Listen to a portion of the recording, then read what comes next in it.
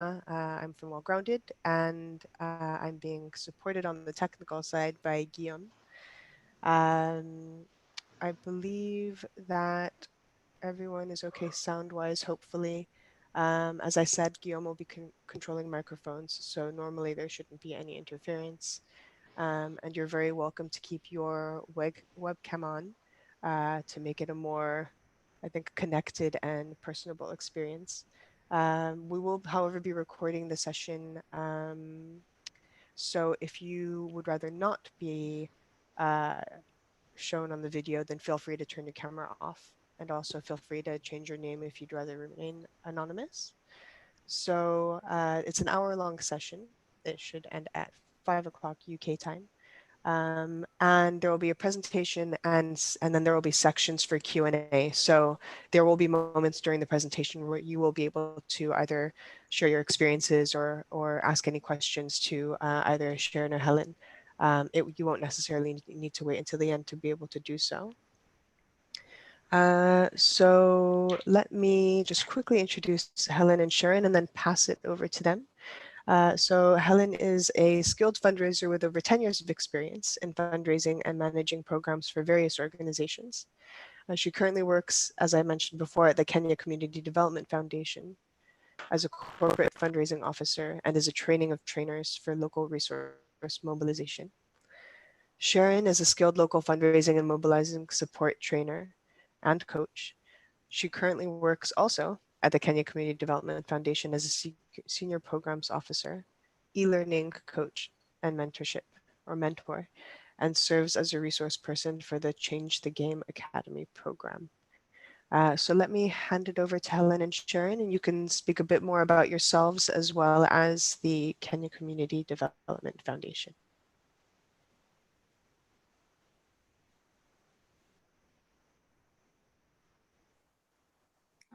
So Sharon, may I go first? As you've been told, my name is Helen Kitonga. I work for Kenya Community Development Foundation in Kenya. I work as a fundraising officer, and I'm also a trainer for local resource mobilization. And I also coach community groups on how to develop on local resource mobilization and how to be on the driver's seat for their own development. KCDF,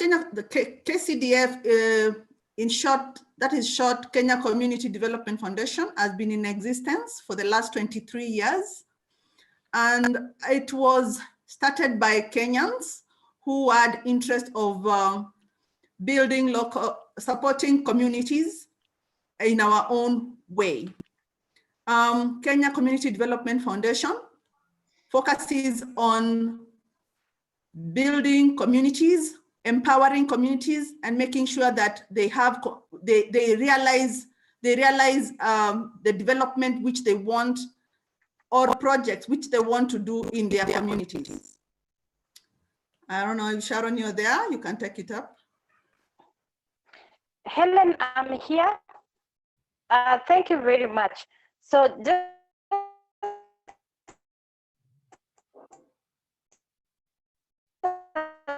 I think we might be having some connection issues. Helen has said KCDF option, and our focus is on issue. Pardon, can you hear me? Am I clear enough? We can hear you now. Yes, we lost you in the beginning. Okay, please just alert me when my internet fluctuates. I think there's a challenge on this side. Thank you.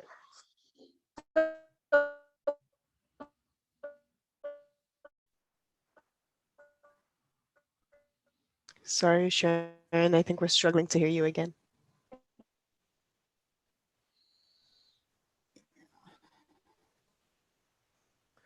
Let me check with focuses Sharon. on ensuring that communities flourish and are giving and also through capacity building. And the development agenda, they need to own the idea. Sorry, am I clear? You're losing me. Sorry, Sharon, we really didn't capture much of what you said. Would you be able to start over and speak maybe a bit more slowly? Am I clear now? Yes.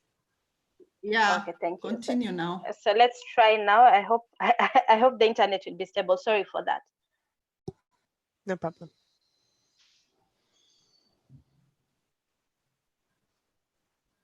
Oh.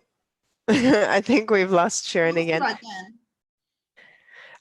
Let me see if she can connect So to a I was saying different that Kenya network. Community Development Foundation focuses on empowering communities to take initiative of the development agenda. That's on to their own. The other thing that we focus on is making sure that communities are contributing in that process, either by giving resources in kind, in cash, and in terms of time. And then also making sure that they are involved in the process of addressing the development need. So in a nutshell, KCDF empowers communities to take charge of the development agenda. And over the years, we have seen communities that have relied on external partners or parties coming in to solve their development needs. And with time, we are realizing that disempowers the community and makes the community weaker and does not on to the process of addressing their needs. Therefore, KCDF has come up with interventions that helps to address that. That is through the matching grant. We also have the capacity building program that focuses on resource mobilization and also making sure that decision makers are held accountable. We also focus on empowering organizations by the organizations checking their systems and making sure that they address the gaps within the institution that makes them vulnerable to external parties that come in to try and address their needs. So in a nutshell, that is KCDF, and we are going to be sharing a bit more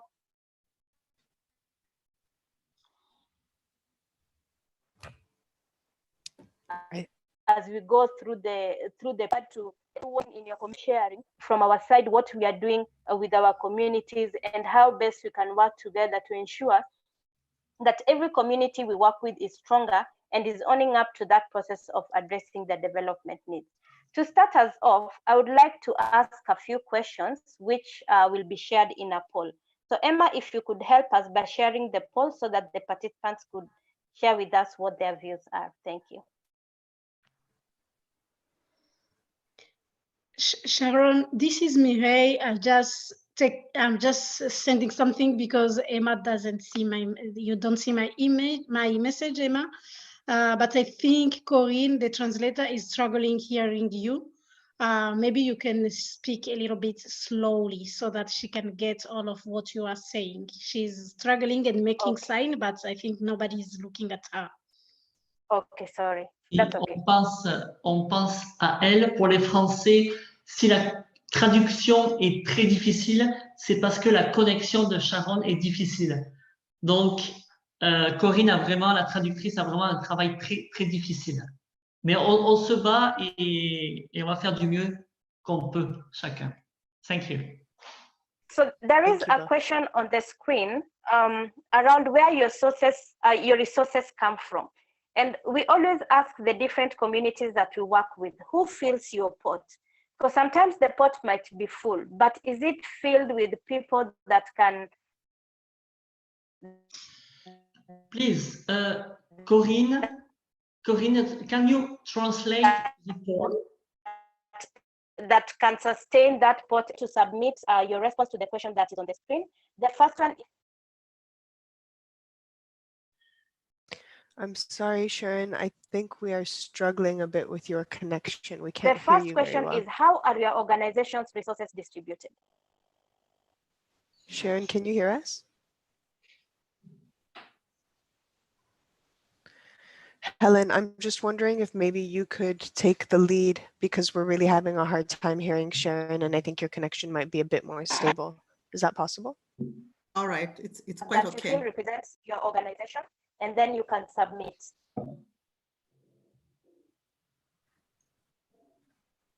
I think you can go ahead, Sharon. Maybe I go ahead, Emma, let Sharon know that Ellen is taking over. Yes, I have.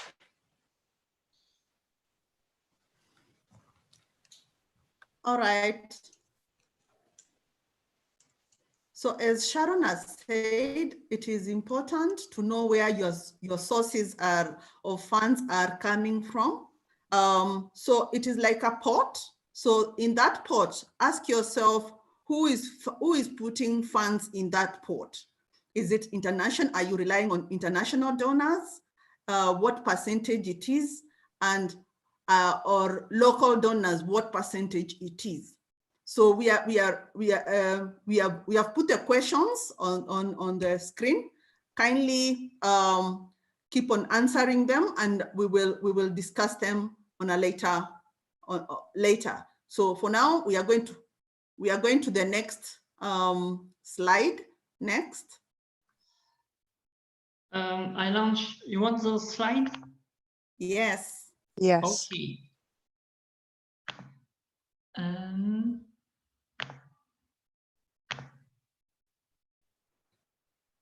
It's okay? Yeah, so next, I think we've talked about who KCDF is. So we can go to the next. We've talked about our vision, our mission. You can go to next. This is where we were. We were asking you who fills your organization's pot. So it's very, very important to be diverse on who is filling your pot. And it's a high time you started looking at how to make local corporates, individuals to come on board and start filling your pot. And as well as you're getting funding from international funding, but we are seeing a trend where international funding is slowly diminishing. So that's why we want to, KCDF is very keen on increasing our local resource mobilization and making fellow Kenyans realize that we can do it when we come together and when we give just what we have towards a given cause. Next.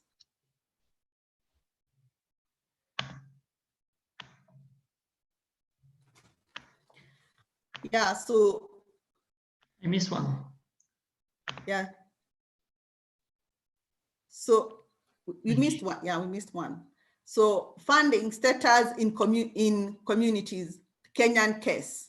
So when we look at funding, how funding is done in Kenya, we have seen that it's like we are getting there's so much funding which is coming from abroad for our CBOs, for our CSOs, such that in case those international donors pulled out, you will just end up closing and and going home. So we are trying to do a mind shift. We are really very keen on doing mind shift so that we can, in case of such a thing, we can be able to remain, our offices can remain open, our work can continue, even if it's not in a big way, but at least we can be sustainable. So it's very important to work very hard to increase our local resource mobilization. So we are also looking at 60% of community organizations. How are we getting this? For example, how are we raising funds? We are raising funds through talking to corporates as they want to do their CSRs. How are they doing their CSRs? Can they channel their CSRs through you? Is there a corporate near you which you can approach and tell them this is what the community needs? Are you able to explain to them so that they partner with you and they work with you and they become a long-term partner with you to do community development in that area? There are individuals who you are going to approach, explain what you are doing for the community, make them understand what you are trying to do and support the community in a big way, and also give you networks out there. Yeah, so that in case of anything, for example, right now we're having COVID-19. Every country is fighting for its own people. So what happens in case our donors just concentrate with our international donors just concentrate with their countries? What will happen to us? We have to have a mind shift such that we are able to see how we can address our own problems in our society and do something for each other together, and stop thinking that it is only international donors who can give us funds to do community projects. For example, the community sometimes does not understand that if they from whatever project they want to do, they can give in kind. For example, they can, if it's a school they want to do, they can give bricks, you know, they can contribute a little money they have. They can sell their cows, they can sell their goats so that they can meet the budget which is needed. They can also talk to the local government so that the local government is able to support them. Once the local government sees that the community has come together, definitely they will also want to be part of that project. So what are we doing to make sure that we stop just having that mindset of, you know, relying on international funding? That is mostly what KCDF is trying very hard to grow. And we have seen that over the years, we started small and every year we are growing. Every year we are growing. I can say that like last year, local resource mobilization for KCDF went to 210,000 USD. And this year we are even doing much better. So we grow every year. We grow every year with our local resource mobilization in the foundation, and we are growing. When you look at the total budget of the foundation, every year the percentage for local income keeps on going up. So we're looking at on a trend of 10 years. How will it be? Will it be a 50-50? When you are there, we are in a much better position to do much more than just what we would have done if we relied only on international funding. And also, what are we doing to our people? Our people, we are taking the power to ourselves. We are able to do projects the way we want, not the way we are being directed. We ask the communities, what project do you want us to do? And they give us the proposals of the projects which they want to do, and we are able to do. But unlike when an international donor will come and say, this is the project we want you to do, which might not be the real need of the community. So we partner with the community and we make sure that they are part of what we are doing so that they can own the project, so that they can, you know, they really have the ownership of the project, and you know, they feel they are part of it, and we solve their problem, unlike just bringing a project to them which maybe they didn't want. Yeah, next. Yeah, so effects.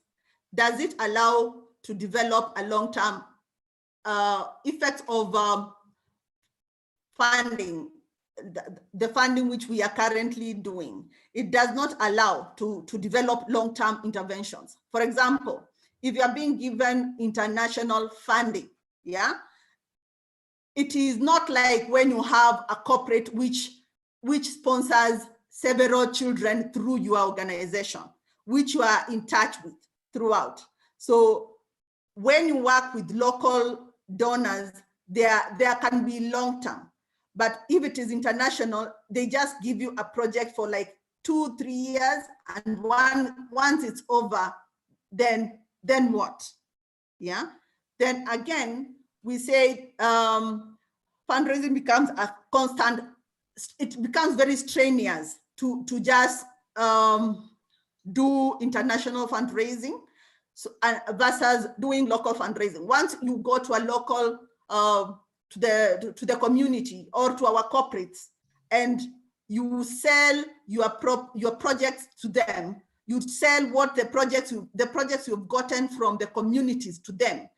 These are communities they know so well. They know, for example, they know that in Maasai land, there are not many schools. Children are suffering. If you tell them, you show them the way to do it, and you support them, they will be able to work with you to do that school. Unlike an international donor who might just impose a project to you, which you might not want, and also or you try to sell the idea to them and they don't really understand you. So when you work with the local community, it is easy for them to understand, though they might not give you a big chunk of money, but when you do, as they continue getting trust in you, we have seen that corporates can give, individuals can give, and the community also gets to realize that the extra they have, they can also put together and do something for themselves instead of just relying on external, international funding. Also, we've seen that there are so many CSOs, there are many CSOs. So all of us are, sort of fighting, or, we are all fighting for small funding from one international donor. So you'll find one international donor is getting so many requests or proposals, such that at some point they don't know who to give, who to leave out. So what can we do? We have to bring power to our own hands to be able to talk to our own communities. And here in Kenya, we do something called Harambes. Harambes is give what you have, give 5 shillings, give 1,000. Let's put it together. Let's start a school or a nursery school for our community, or if it's a dispensary, we come together. And once the government sees that the community is pushing for something, they are then able to bring in a doctor, they're able to bring in a nurse, they're able to bring in a teacher. Unless now the communities show the government that they are in need, sometimes the government does not really, just leaves them there. So it is very important, as much as we are writing proposals internationally, it's also important to build our own,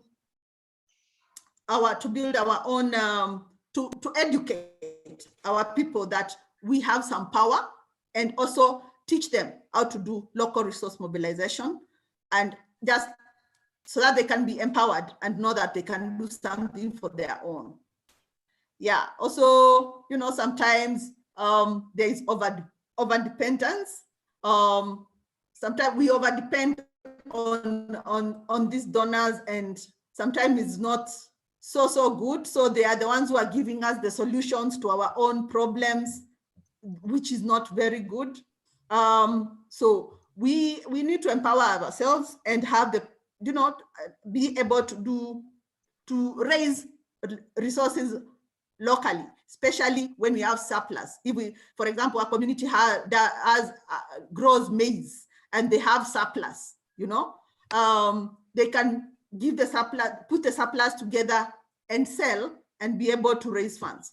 There is a group in Kenya which does potatoes, yeah, and they realize that when it is high season, their potatoes go to waste because there is no market for their potatoes. So they decided to do a potato cooler.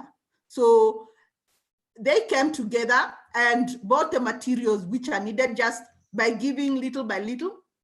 At the end of the day, they were able to do many potato coolers for their farmers, such that during the high season, they can keep their potatoes safe, so that when the high season fades out, they're able to get out their potatoes and they sell at a good price instead of selling at a throwaway price. Yeah, so we can go to the next. Yeah, so what do we mean by domestic resource mobilization?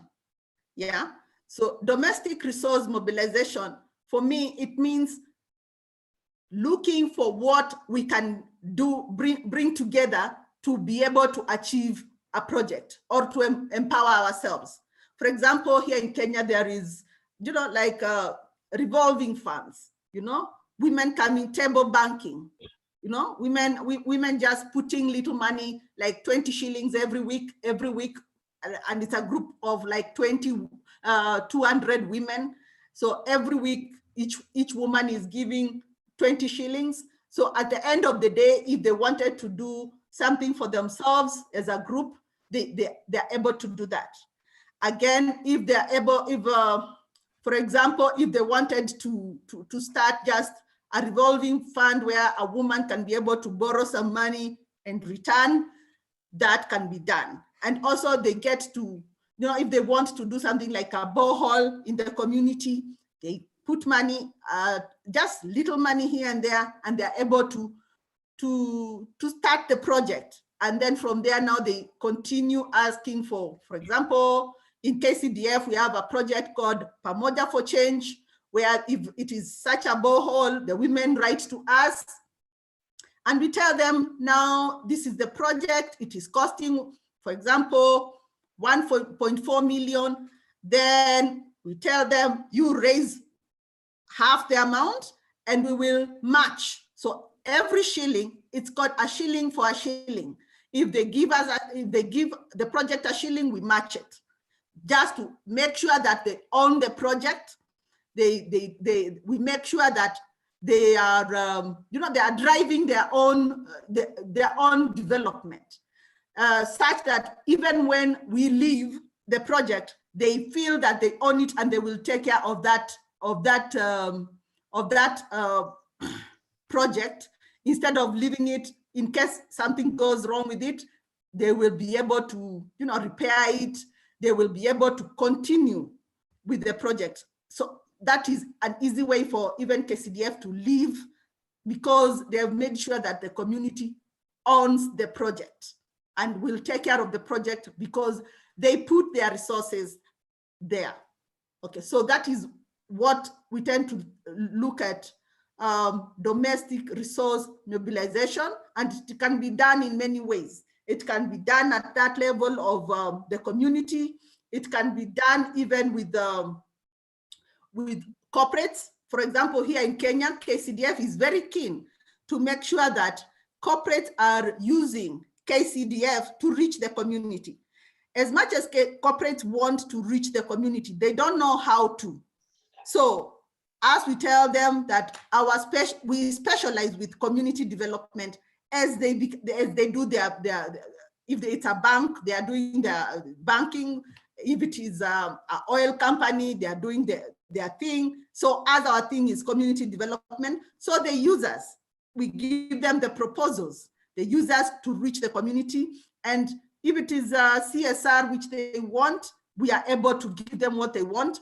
But at the end of the day, they have come together with we merge them with the community. They do the project together.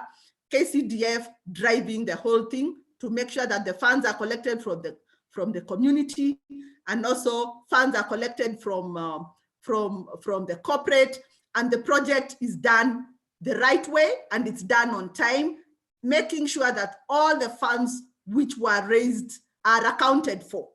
Yeah, making sure that the corporate is very happy with the work and the results which we are doing, so that we can be able to sell to them another project for another community and continue partnering that way. So KCDF is trying very hard to be the go-to for corporates to reach communities. Yeah, go to the next.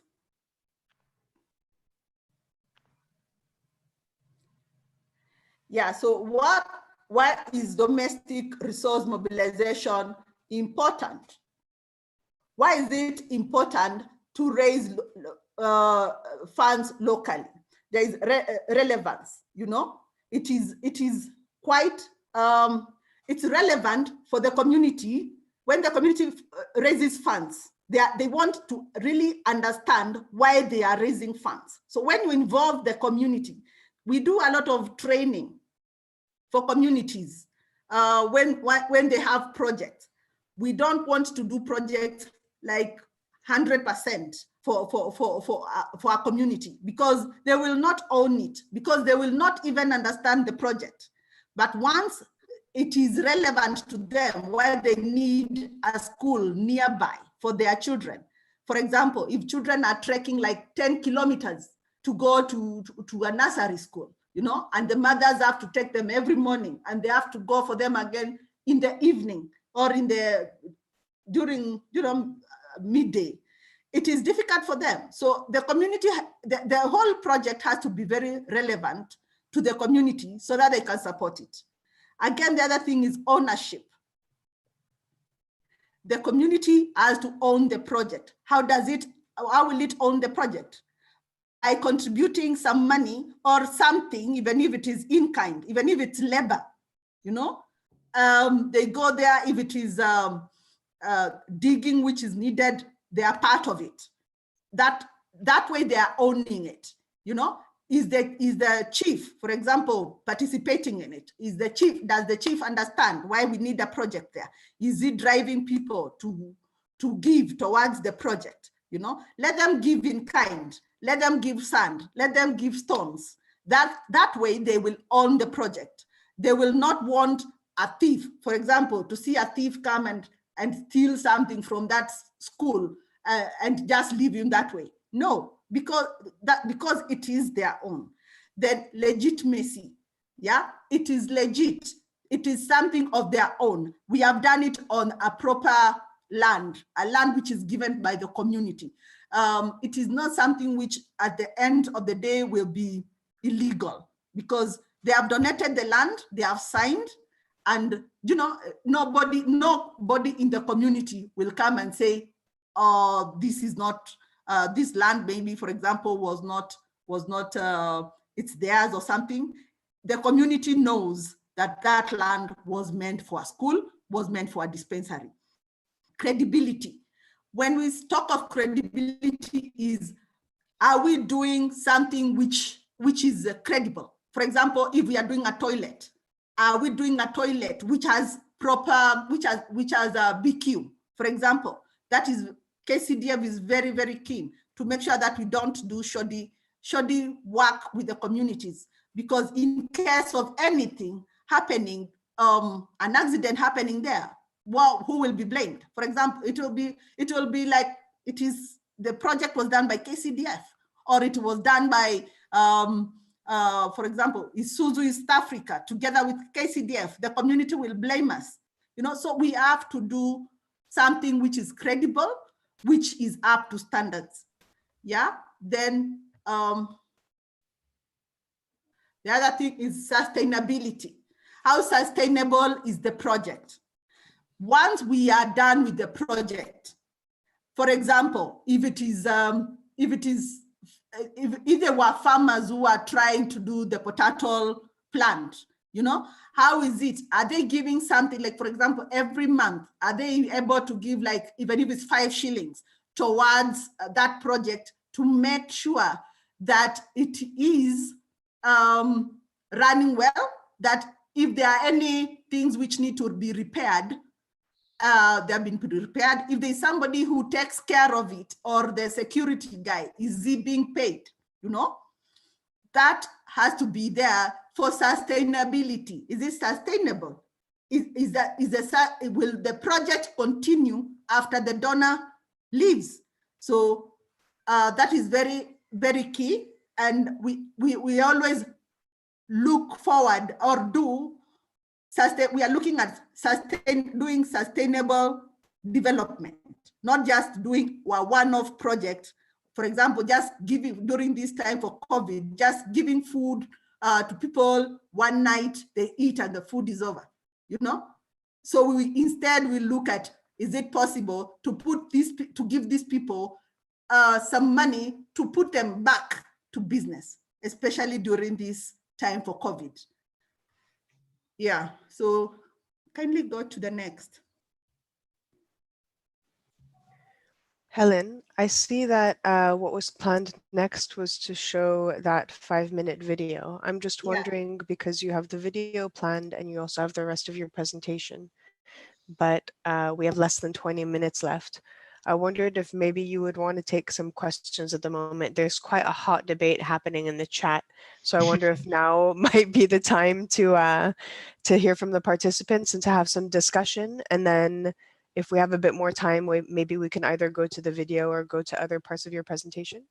All right. Is it okay? Fine, I'll be Yeah? fast. Okay. Or shall I take some questions now? Is that okay for you? Please do. Okay. So there's been quite a big debate around, I think, the different context in different countries around the resources that are available in some countries, but that are affected by corruption on the one hand. Also, the fact that a lot of people are saying, how can we expect individuals and community members to finance projects when the members of these communities are in quite destitute conditions? And some feel that these limiting factors mean that this local resource mobilization approach is impossible in certain contexts, whereas other people feel quite differently about it. So I wonder if you could speak a bit about your experience in that regard. Have you found that a context which is really quite limiting and quite constraining, that you can still flourish in that context? Can you talk to us a bit more about how you've experienced these things in your work? Yes, it's not easy to fundraise locally. It's you need a lot of patience, and you need to train the community. In Kenya, for example, the Maasai community, in the video we will play, they thought they had nothing. But when we went, because they don't have the cash, yeah, but they have goats and they have chicken and they have cows. So when we asked every home to give us what they have, we collected so many goats and sheep, and we did an auction, and apparently we managed to raise 750 USD, yeah, because they had to raise half. It just what I can say, the community, it's just the mindset, because they are used to seeing big donors, international donors coming to them. But the minute they start giving the little they have towards a project, and the project is sold properly to the community by the CBO or CSO, they start understanding and they are able to give. It's not easy, but with time, they start warming to giving what they have. And when you appreciate the community, even if they just give in kind, and mention them as during the Rambi or the fundraiser, and really appreciate what they give, then and the project that we are doing is theirs, you know, they start warming up and supporting. Even if every community has its own resources, and I'm sure they will look within and get something they can support the project with. Thank you. Yeah, And can you talk a bit about whether or not there's a standard model for mobilization, or what the different steps are for resource mobilization? Yeah, there's various ways of fundraising, of local resource mobilization. In Kenya, we have in KCDF, we have a model called Change the Game Academy. Maybe you can go to our website and you can actually be trained online on local resource mobilization.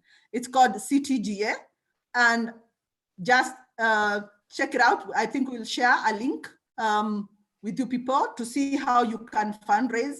But I can say that the most important thing is, for example, if you are going to a corporate, you just walk in, nobody has to know you, but you go and introduce yourself, walk in that organization, knock the door, and definitely they will open for you, go and sell your idea, make sure that the proposal is well written out. But I wouldn't say you take the proposal first. The first thing is go in person or make that phone call and make that booking for a meeting, You can nowadays, because of COVID, you can even have a Zoom, you can have a conference call, yeah, with the different corporates. Then from there, keep on selling your idea. Maybe they'll tell you, you hold on. It's important to be patient with, for example, corporates, and remind them. Keep on look at different organizations. What is their agenda when it comes to CSR? Look, if you're doing a school, look at corporates who support schools. Don't just go to a corporate without doing a background check. Do a background check on their website and all, so that now you write to them and tell them your idea, tell them what you want to do. And because they are declined on education, continue reminding them, and some of them will come through, others might not come through, but with time, they will still come through. Yeah. Thank you. And I think we have a question that someone wants to ask directly. No, sorry, I think the person has left. Because we have about 10 minutes left, Helen, I know that you had so much more information that you wanted to share. Is there anything in particular that you had prepared that you think is important to communicate to the participants today? And I suggest that for the video that you wanted to share with the group, I'll share the link in the chat. And we really encourage everyone to watch the video afterwards. We'll also post it on our socials. So that will definitely be put out there. But Helen, is there anything else that you wanted to talk about during the session today? Yeah, I can add that it is possible to do local resource mobilization within our communities and in our countries, and every country has its resources. It's just that having a mind shift of how we can be on, drive our own agenda, yeah, do our things for ourselves. As much as we're getting funding out there, just don't rely alone on international funding. Look at doing things like investing, for example, invest a bit, look at doing investments which will, for example, give your organization funds. For example, if you're doing education, if you have a polytechnic, is it possible to, you are giving children who are, you are supporting children who are needy? Do you have some who are wealthy, who can pay school fees so that you can be able to sustain that school, So we have to change our mind. We have to change how we have been thinking over the years, and ask ourselves, just in case funding ended from international donors, where will we go? Will we all close our doors and go home? So we have to own our communities, and we have to improve our communities. Yeah. Thank you, Helen. I see that Delphin is back. I see your hand is raised with a question. Guillaume, could you unmute Delphin, please? Emma, and there is another question in the group, which is, what are the different phases in mobilization resource mobilization, local resource mobilization? Is there some process that you can share? That is another question in the group. Yes, there is a process of local resource mobilization. For example, if you want, you have to look at what you are doing. For example, in Kenya, I have organized runs. Yeah, we organized a big run where we were trying to help children with heart defects from poor families. So slowly, we kept on doing it every year. Eventually, it became an international event. So there has to be consistency, So if you have to have several ways. For example, in KCDF, we have events. Yeah, we organize events. We bring money through that. We have one-on-ones with corporates, where you approach corporates and they become funders for your projects. you know, we have also wealthy individuals who will come through and support projects or become friends to Kenya Community Development Foundation. And we continuously keep on telling them what we are doing. For example, if we have fundraised, we have had a golf tournament, we are able to tell them, this is how much we raised, these are the projects we managed to do, and we send them the newsletters of what we were able to do. And also we make sure we bring in the community so that the community also gets to talk to them or see the children who they supported. We are in the link. You are supposed to be very, very transparent with their money. I don't know if I've answered your question right.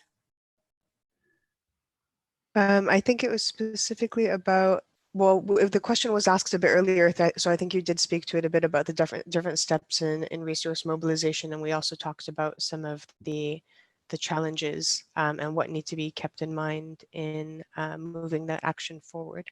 But we have quite a few hands raised now, so let's see if we can get a couple more questions in before the end of the session. Delphin, do you want to ask your question? And I ask those who are bringing questions to Helen, please keep it concise.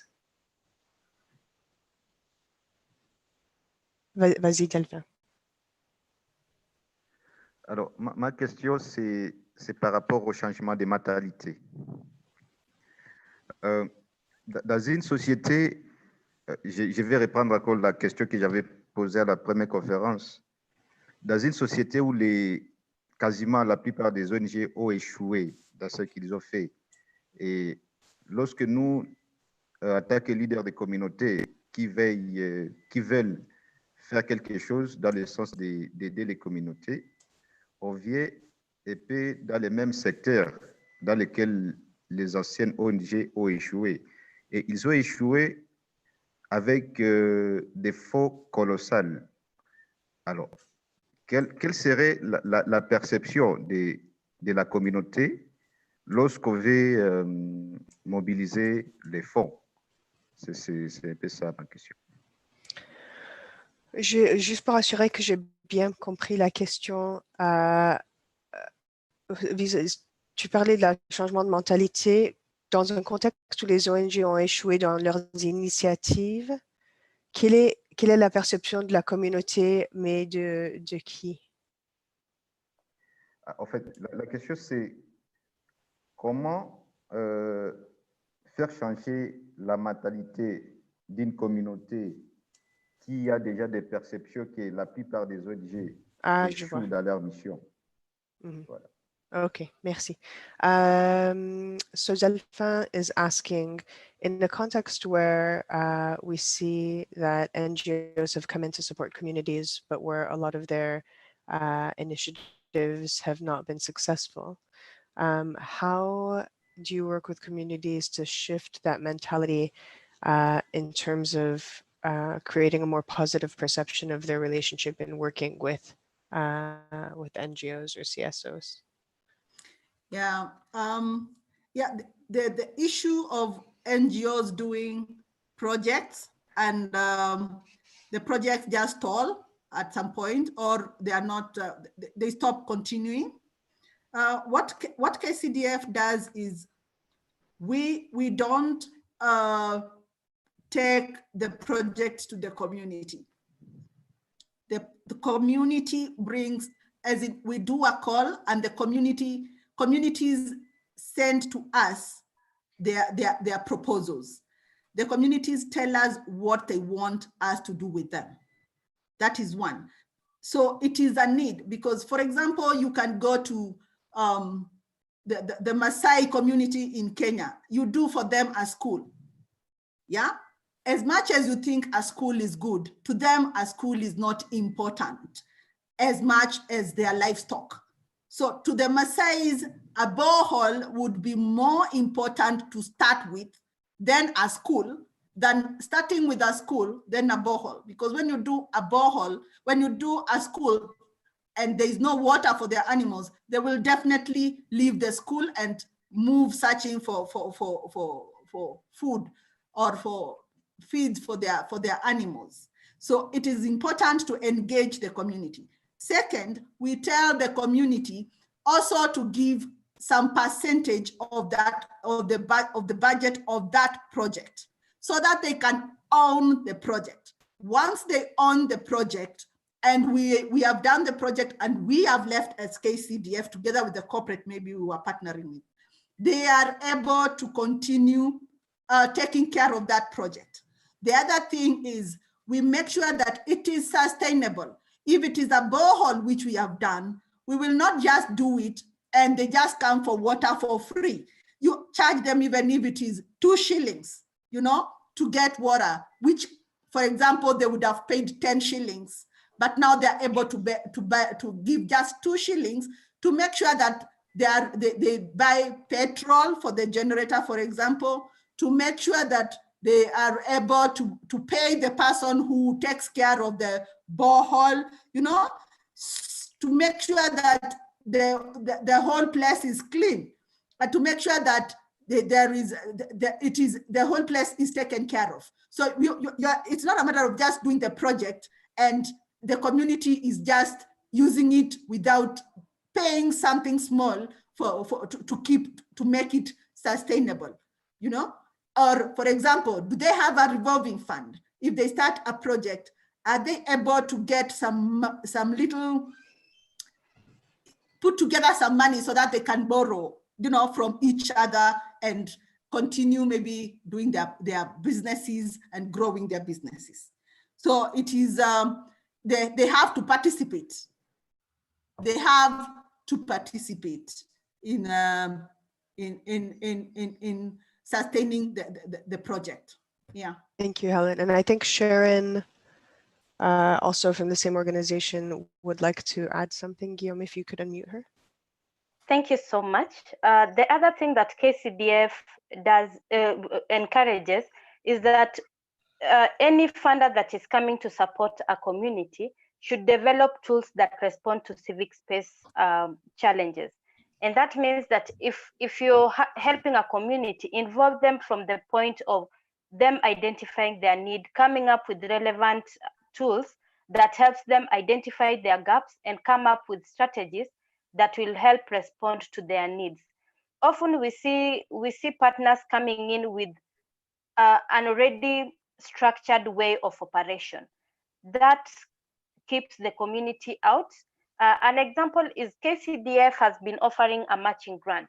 And one of the conditions was that you have to match a shilling for a shilling. And with the time, we have realized that the organizations do not have the cash, but they would like to give you a chicken, they would like to give you iron sheets, they would like to give you a parcel of land to implement the project. So we are now reinventing our tools with the community to ensure that we are appreciating what the community feels would respond to their needs, as opposed to what we see as a solution to their problems. The other thing is working with the communities to identify their capacity gaps and coming up with the interventions that respond to those capacity gaps. So we tailor make capacity building interventions in line with what the community feels will respond to what their need is. There's a question that was asked around the steps. So I would try, if you allow me just a minute to help with that process. I will sum it up in 4. 1, every person that is going out to fundraise needs to know why they are fundraising. That is the first step. Do you know what you need and why you need it before you start fundraising? And in that process, we analyze.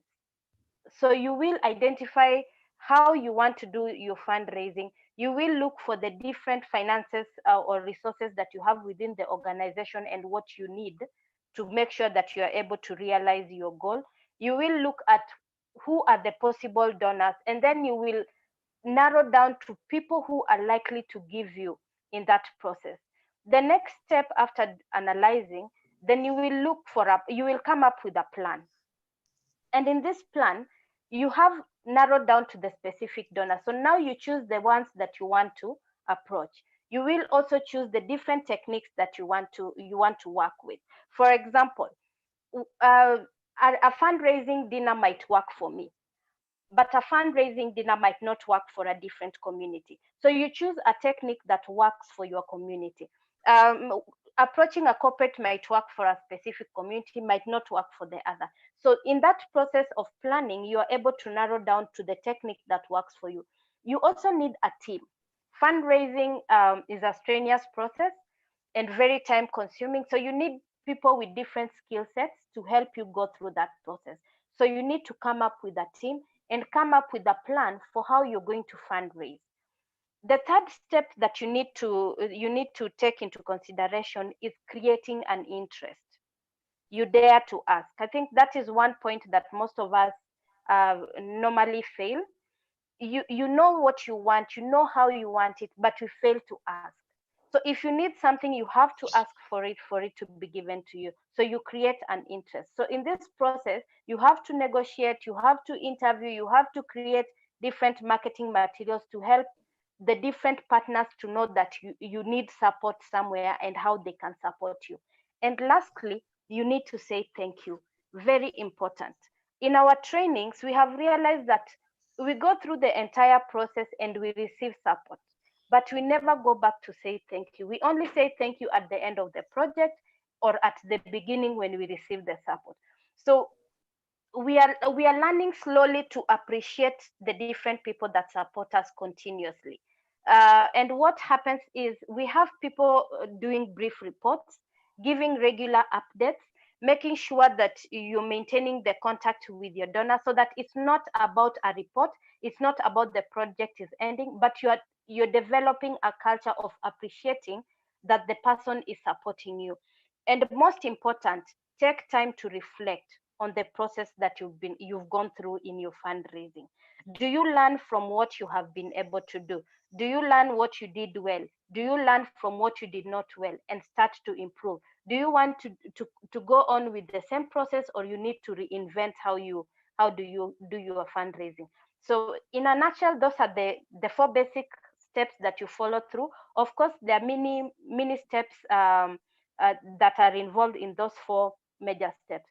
So thank you very much for your time. I hand over to you. Thank you very much, Sharon. I think that was really useful and something that several people were asking for. So thank you for providing the additional details. Guillaume, we didn't have a chance to look at the results from the survey, so Guillaume is posting them for you to take a look at. I think we've spoken to some of the points that are connected with these questions. So while we won't be able to go into them, at least you can see what your fellow participants have responded. Because we are going to have to wrap up, unfortunately, we won't be able to take the other questions that have been asked or the hands that have been raised, but we will be making additional resources information available on our Facebook group and LinkedIn page.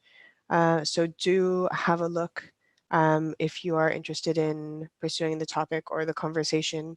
I have to say, I've participated in quite a lot of sessions this week, and this is one of the most dynamic chats that I've seen. So clearly, Helen and Sharon, this is a very, I think, hot topic and one that is close to a lot of people's hearts. So thank you again very much for sharing your experience, sharing your expertise, and I really invite all of the participants to reach out to both Helen and Sharon afterwards if you have questions that haven't been answered.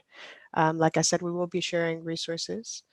So thank you again. And that wraps up the day for the 3rd day of our conference.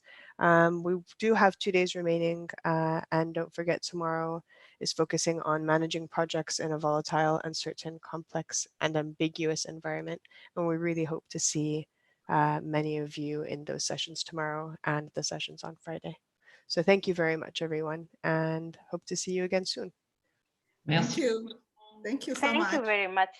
Hélène, merci Sharon, et merci Corinne qui a traduit tout ça. Thank you, Corinne, for your interpretation. All right. Bye, everyone. Okay, thank you so much. See you tomorrow, I hope. You will.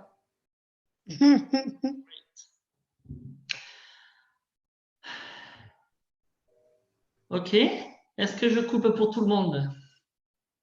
Ouais, et on serait tous ce mythe. OK. Au revoir tout le monde. À demain. Ah, je vais d'abord enregistrer un truc. OK, c'est bon. Allez, je coupe.